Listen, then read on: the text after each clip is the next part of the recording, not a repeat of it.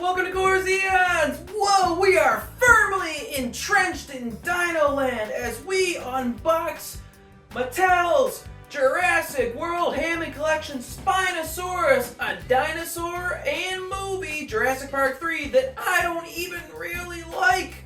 What are we doing? I don't know. That's right, it's episode 72. Wait a minute. 72, 7 minus 2 minus 2 is 3. Jurassic Park 3, numerology. All the signs are pointing to this. The signs are clear and earth-shattering. Oh, let's get on with it, folks. As I said before, I don't like Jurassic Park 3. It's very stupid.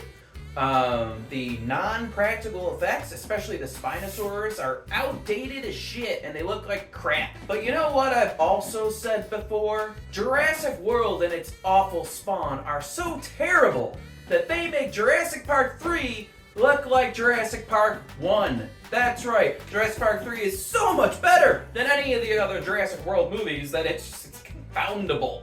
Because it's not a good movie, but it is fun and it's not that bad. And you know what? This figure is darn cool looking, so I decided to add it to the collection as I've never really had a proper Spinosaurus figure anyway. When I was a kid, I was 15 when Jurassic Park came out, and Jurassic Park 3, oh boy. As a kid, I was 15 when Jurassic Park 3 came out in 2001, never forget Jurassic Park 3. And, well, I didn't like it much, and I hated the Spinosaurus thing, what happened in the movie involving the Spinosaurus and T-Rex. No spoilers here. I did not like it. Okay. But, so yeah, I never got the giant electronic Spinosaurus that, Kenner or Hasbro, whoever had the license at that point, made, and I just never had a Spinosaurus. So here we are now with getting this one. Obviously, probably the best Spinosaurus Jurassic figure ever made. Wow, pre-review. Big figures in particular, dust everywhere. The big figures in particular have been quite good as of late. Therizinosaurus and Giganotosaurus of the such. So hopefully this one is just as coolio. Let's take a look at the box. It's a Hammond box. It's black. It's gold. It's got a big window. It's got a neat render of the T-Rex. I wish. It's got a neat render of the Spinosaurus on there, and we can see on the back some cool action poses, up close of the eye, highlighting the glass eye. Of course, it never looks like that. And the blurb defining the Spinosaurus in Jurassic Park 3. And we even got the Jurassic Park 3 logo. And something new about these boxes, it's got true effects. True effects. Huh. Well, I looked it up, and apparently it means it's a new way of applying paint to these figures, and you know, the Hammond ones do tend to have a lot more paint than the mainline ones. That's where all their paint budget went. They splash a coat of ranch on the faces of those mainline figures and call it a day. Well, I'm not buying them, even though I did buy some of them, and I regret them. Before we get out of the box, I've seen some complaining online about some of the coloration, defining the accuracy to the on-screen animal, and since, you know what, I don't really care about Jurassic Park 3 all that much, and I don't really care about the Spinosaurus all that much, I don't really care about the coloration all that much, so to me, this looks like it. To me, we'll see it in hand in a moment. They've also had some quality control issues with plasticky problems involving the jaw getting locked, involving the head drooping down, but you know, we will see if I encounter any of those issues. Hopefully I do not. Hopefully there's no misprinted eyes or weirdness going on. Those are other people's complaints. You're here to hear me, bitch. You're here to hear me, bitch. So what do I have to complain about? Let's get it out of the box and find out. Taking it out of the box now, I've equipped my handy dandy tiny scissors, tinyscissors.com, for all your tiny scissoring needs. I don't want to damage things, so we will go ahead and cut it out that way. Oh yeah, open it up. As you know, I reserve my first impressions for once the figure is completely assembled, so I'm going to blur my eyes, magic eye style, and not actually look at it as I'm cutting it out. Ow, my fingers! Pop the scissors away, and assembly is easy enough. Line up the hexagon and pop it in. Ho ho ho ho! Holy moly! Oh boy. The jaws don't snap shut already. First impressions! I don't know why I thought the sail would be soft, but it is a brick right there. It is a brick right there. But the legs feel chunky, wonky, nice and sturdy. The tail is a wonderful bendy masterpiece. Oh, it's so bendy, and it's, you know, it's not Spinosaurus length in like reality depiction, but it's, you know, movie depiction good. The arms are feeling good. Oh, and the claws are soft. I like that. I like that bendiness. Oh, there we go. And my glass eyes are not aligned, but I will say, because of the slit goes through the entire eye, the actual slit is highly visible all around. That's nice. Nice slit. But okay, all right, guys. Just try to loosen up the joints here a little bit so I can get it in a pose, and talk about it while you see the close-ups of it. Okay, can we do that, please? Can we please do it? All right, that seems a little wobbly, but yeah. There we go. Yeah, that's good. Very nice! First impressions is I like it a lot. It's really cool. The head is so neat. The Spinosaurus head design is really cool. Really cool. I love the fenestra, or whatever the fudge it is. I love the crocodilian-y, angular-y, jaw-y. The online says to open the jaw at the base of the jaw so as not to break the jaw. I'm not going to do that. The tongue, I wouldn't... Oh, the tongue is posable, kind of. Blech. It's got the stupid rubbery jaw things that I hate so much.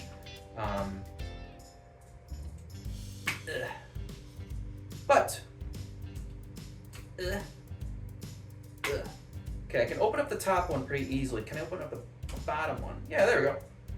It feels janky. It doesn't feel smooth. It doesn't feel good, but it does, once you actually lock it into the positions that it allows, whether it be a little bit open or a lot of it open or closed, it seems okay once it's actually locked in, but it does definitely feel like there's a problem in there.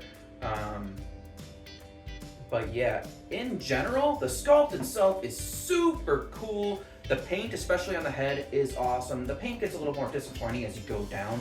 The sail is nice, but it kind of seems like it lacks detail there, and there's only like a little bit of variation on the body itself with the white stripes there, and there's really, you know, just the ombre of the red and the brown and on the tail. It doesn't look very much going on at all. And they're just like fully brown limbs. At least the claws are painted, of course, but the new claw, the inner claw, is not painted, which is disappointing too. So all in all, let's say it's good, but it is kind of cheap feeling. I would say it's, even though the Giganotosaurus, the tail broke on me, this part of the tail broke on me, I would say this feels a little cheaper than that, and of course it was not cheaper than that. Tariffs going into effect. Yeah, I don't know, it's kind of, it's disappointing. I mean, it looks cool. It definitely looks cool, but overall, I'm not too jazzed about it. I don't like the seam on the sail from this view. You can see the seam quite like they just clamped it together like a tortilla or some shit. And I don't like the dirtiness of the scales on top of the head. I think it's just to give it some kind of variation in the color, but it looks really dirty. It looks like crappy, like the Pyroraptor's feathers did. It's not appealing looking. I like that there is some detail to it. It's not just a flat color, but it kind of looks like crap. It looks dirty, it looks scraped off, it looks bad. So this True Effects is truly not great once you leave the head sculpt, which is definitely the highlight of everything. You know, the scaling and the paint application on the head itself is really cool to look at, and that's really the highlight of the figure itself. As you can see from the close-ups, like I said, the glass eye looks pretty good. Hopefully I'm able to capture it well on the close-ups. The arms and legs are beefy as shit. This guy is a beefy monkey. Just like in the Jurassic Park 3 movie, this mofo was Godzilla-ish as butt in Beef Town.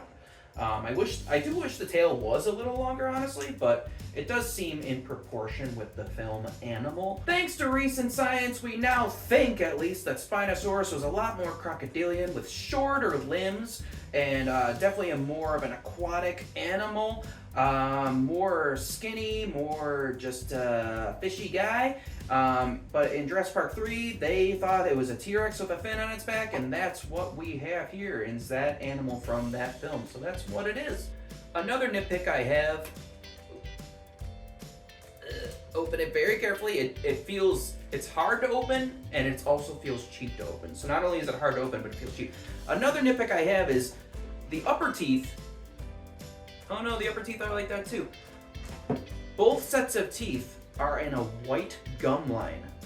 So it's like an unpainted plastic insert.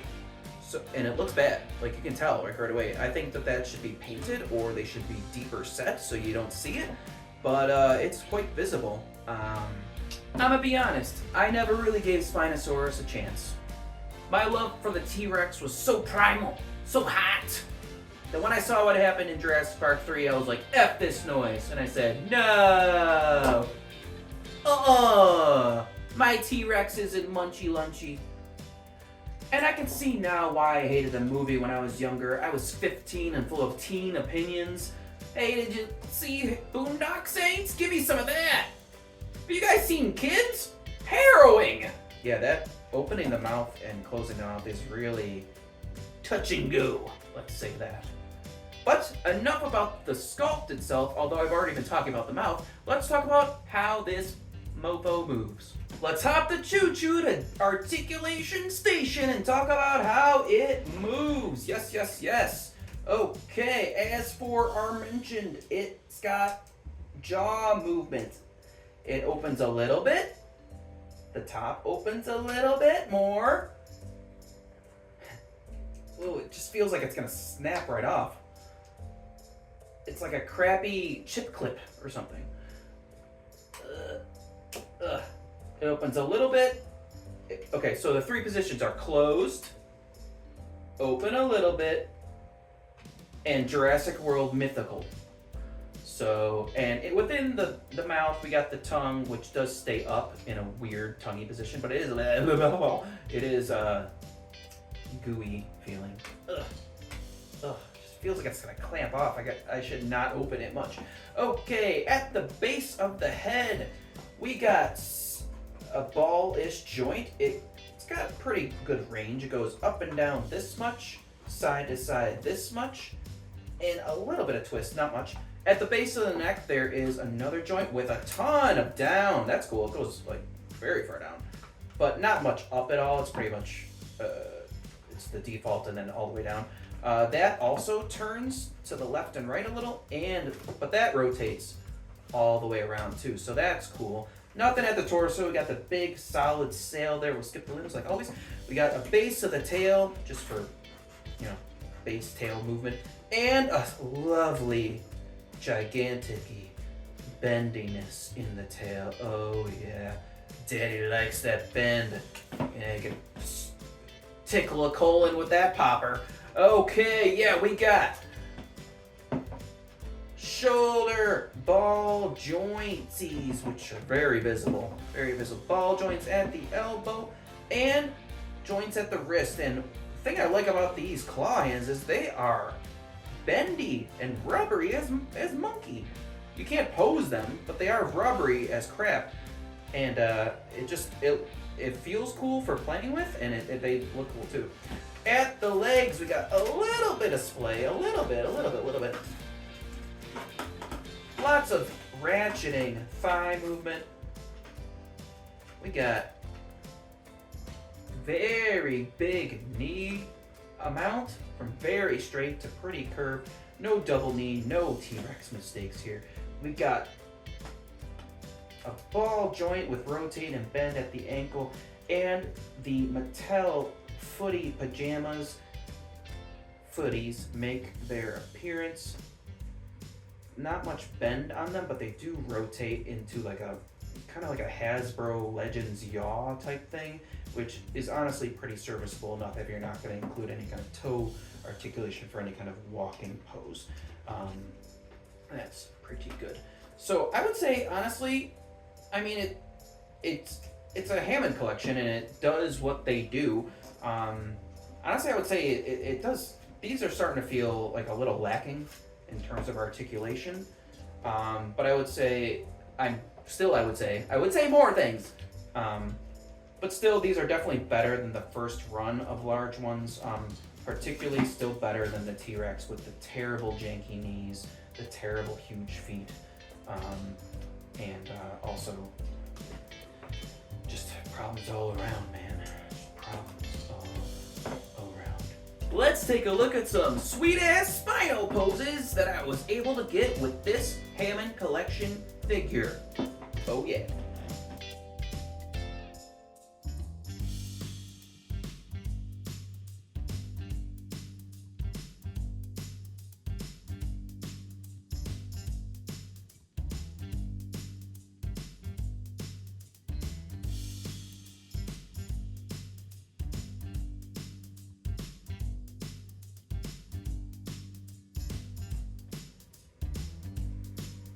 And here it is with other Hammond Collection dinosaurs.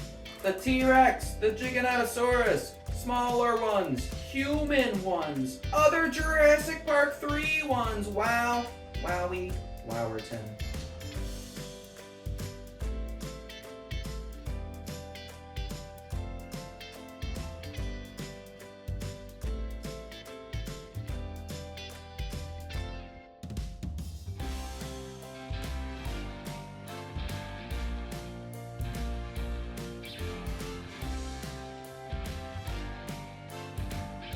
Hey, that was nice. Well, it's pretty good.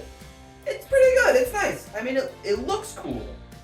But you know what? It does seem a little, I don't know, crappier than the other ones. It just feels a little crappier.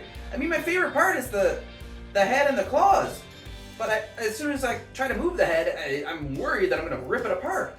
So honestly, it's fine. And I honestly don't, it's not the Spinosaurus hate, okay? Okay, this isn't any kind of Spino racism. I actually really like this design. I think it looks cool. Okay? This is about collector's integrity. Mattel's Hammond Collection Spinosaurus gets a 3 out of 5. T-Mobile salesperson recommends this brand of satellite phone because it works even inside a Spinosaurus's lower intestine. The 4th and 5th salespersons were ladies, and they died with iPhones updating in their mouths for 30 hours. As always, let's see what Abey thinks of being assaulted by these toys.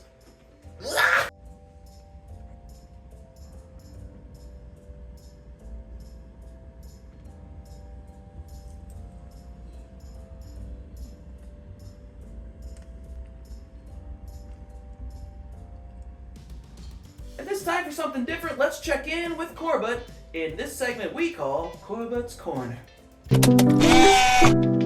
Hey, welcome to Corbut's Corner. Here you go, Corbut. Hammond Collection Spinosaurus. What am I supposed to eat this or sex this? No, it's a toy. Child's toy. You play with it. Ah! No, it's too expensive. Not like that. What do you think about it? Well, I have to laser something. Okay, remember my X-Men episode? Episode 66. Of course, I'm familiar with your award-winning back catalog of excellent episodes. Exactly. You can laser me later. My bikini line is out of control. But what do you think about this toy? Well, it is clearly an inaccurate representation of a Spinosaurus theropod dinosaur from the 3rd Jurassic Park movie. It's inaccurate, of course, because the lore tells us that dinosaurs are fictional and were placed in the ground by the devil to test our faith. Okay, this has been Corbut's Corner. I was promised pizza. Here. Holy Ronies! Beep beep boop boop boop. That was frustrating. Thanks, Abey. Thanks, Corbut. Whoa. Whoa, wait a minute. We did it. Woo! Oh, man. We did it. What an episode. What an okay-ish to good figure. Yes. Thank you so much for watching Corzeons. If you like what you see, please like and subscribe to the channel. So many more episodes, so many more Hammond Collection reviews, so many more to come. I'm sure of it. Probably, maybe. Why not? Oh, I survived the Jurassic Park 3 episode. And I'm holy moly, which is a good sign because I'm already barfing. Next time on Corzeons, we're talking about Jurassic World's Rebirth. Oh God! Oh God! Oh, I might even see it in theaters. Oh yeah! We'll be talking about some mainline toys. Oh, from that film. Oh. We'll be talking Maya Sara, Quetzalcoatlus, and I'll be unboxing super colossal tyrannosaurus, the giganticest sauropod there is. Very cool. But by the time this episode comes out, I'll probably have a gun in my hand, choosing between seeing Jurassic World Rebirth or a painless death. So I don't know what's gonna happen. I don't know if there will be another episode. As we say on Corzeons Unboxed, when we remove a pescatarian from its box to gently stroke its snout, we like to say, hey, that box just got a little less fishy. This summer.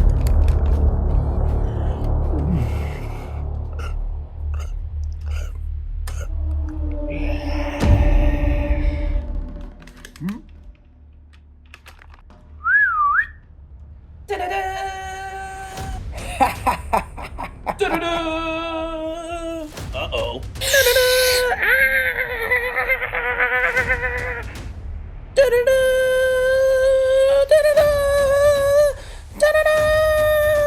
No.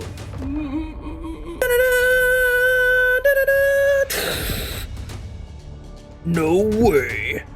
The NFL? Oh no! Jurassic World 12. Stop watching these 8.